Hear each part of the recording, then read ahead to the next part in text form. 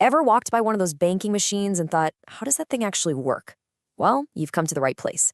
We're going to break it all down, step by step, so you can walk up to any ATM and use it with total confidence. So here's our game plan. First up, we'll cover what an ATM actually is.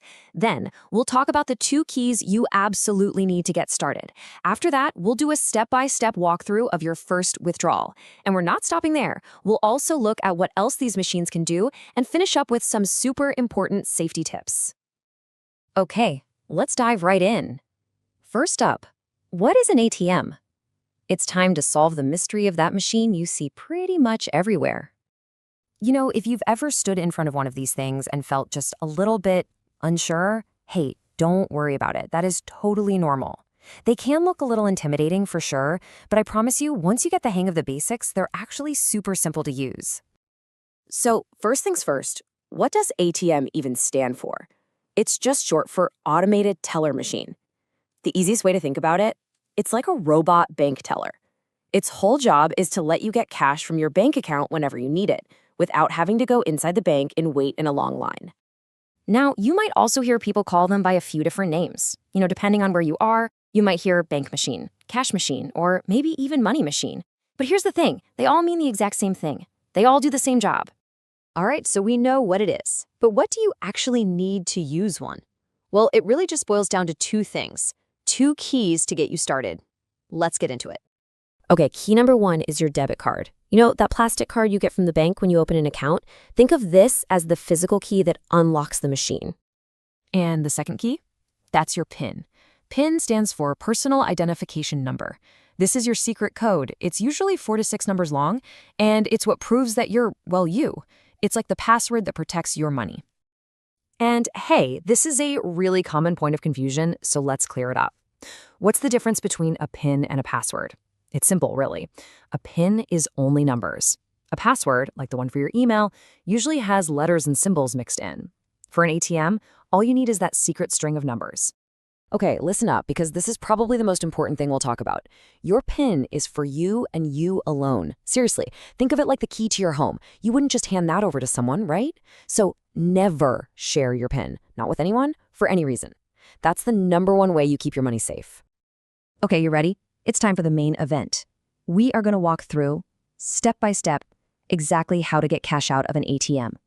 I'll be right here with you the whole way.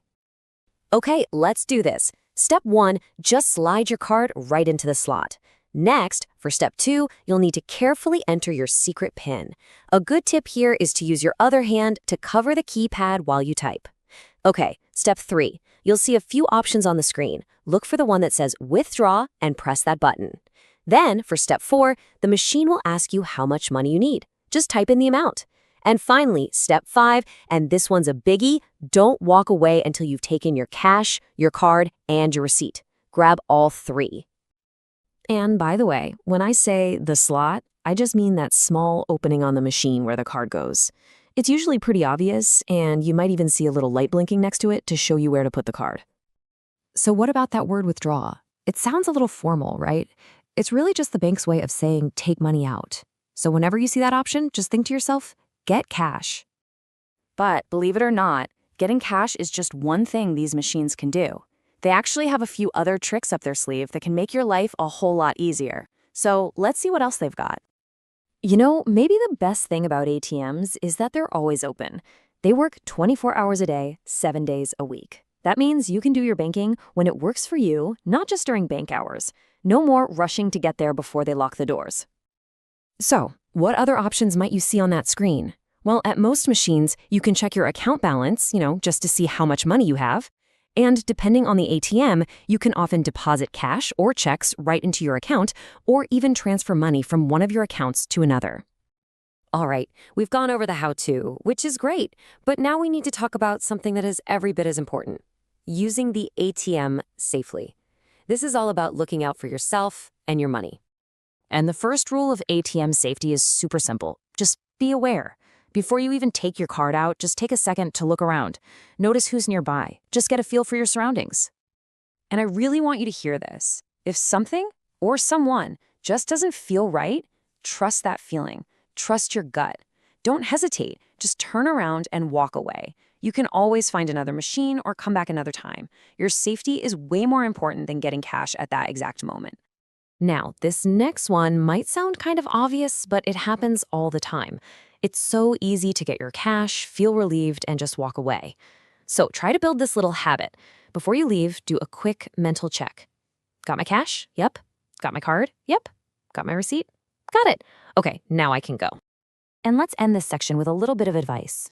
Having an ATM around makes getting your money really easy, which is awesome. But that also means you have to be smart about it. It's a great idea to remember that just because you can take it all out doesn't mean you should. It's a chance to think about saving a little for down the road. So here's what I want to leave you with. Learning how to use an ATM, it's about more than just a machine. It's a huge step towards being in control of your own money.